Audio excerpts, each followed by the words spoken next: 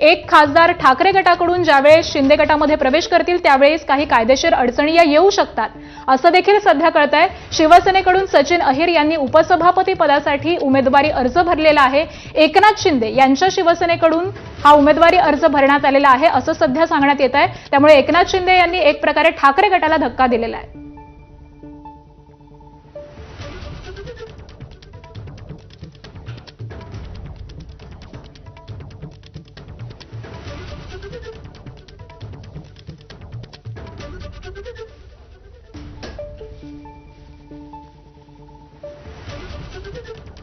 तर आताची सगळ्यात मोठी राजकीय घडामोड सध्या आपण पाहतोय। एकनाथ शिंदे यांनी धक्कातंत्राचा वापर केलेला आहे आणि ठाकरे गटाचे आमदार सचिन अहिर यांनी उपसभापती पदासाठी आपला उमेदवारी अर्ज भरलेला आहे। या दृश्यांमध्ये आपण पाहतोय दोन्ही उपमुख्यमंत्री एकनाथ शिंदे, उपमुख्यमंत्री सुनेत्रा पवार, मुख्यमंत्री देवेंद्र फडणवीस यांच्या उपस्थितीमध्ये सचिन अहिर यांनी शिंदे गटाकडून हा अर्ज दाखल केलेला आहे। आपण पुन्हा एकदा अक्षय भाटकर यांच्याकडे जाऊयात। अक्षय, कळसे सरांची प्रतिक्रिया तुम्ही देखील ऐकली असेल। कळसे सर असं म्हणतायत की तांत्रिक अडचणी येऊ शकतात पक्षप्रवेशामध्ये।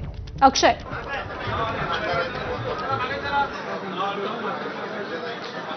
आता नेमक्या तांत्रिक अडचणी काय येऊ शकतात? कारण विधानसभेचे जे आमदार आहेत त्यांना पक्षांतर बंदी कायदा हा लागू होतो, कारण की ते जनतेमधून निवडून आलेले असतात, पक्षाच्या चिन्हावर निवडून आलेले असतात। पण फरक जो आहे तो विधान परिषदेच्या आमदारांच्या संदर्भात आहे। इथे आता सुनील राऊत या ठिकाणी आलेले, आपण त्यांच्याशी बोलूया। शिवसेनेने बसवलेले आहे, त्यामुळे हा काय मोठा धक्का आमच्यासाठी नाही। मातृश्री अत्यंत निकटवर्तीय समजलं जात होते, परंतु त्यांनी कसं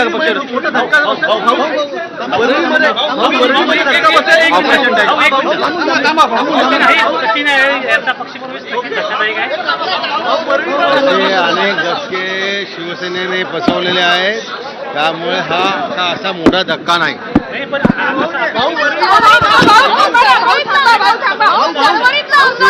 काही मास लीडर नाही।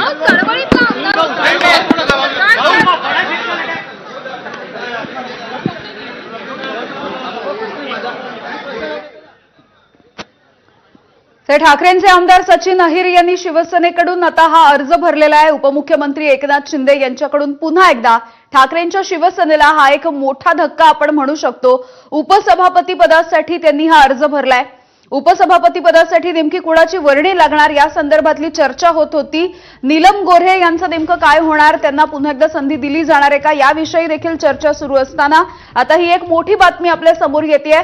ठाकरेंच्या शिवसेनेचे आमदार असणारे सचिन अहिर यांनी शिंदेंच्या शिवसेनेसोबत जाण्याचा हा निर्णय घेतलेला आहे आणि त्यांनी उपसभापती पदासाठी हा अर्ज भरलाय। पुन्हा एकदा जाऊयात, अक्षय भाटकर आमचे प्रतिनिधी आपल्या सोबत आहेत आणि अधिकची माहिती देत आहेत। सुनील राऊत यांची प्रतिक्रिया आता समोर येताना दिसते। अक्षय, त्यांचं असं म्हणणं आहे की असे अनेक धक्के शिवसेनेने, ठाकरेंच्या शिवसेनेने गेल्या काही वर्षांमध्ये पचवलेले आहेत, किंबहुना बाळासाहेबांच्या शिवसेनेपासूनच त्यांनी अशा पद्धतीचे बंडखोरी धक्के पचवलेत। सचिन अहिर हे काही मास लीडर नाही, त्यामुळे हा काही मोठा धक्का नाहीये आमच्यासाठी।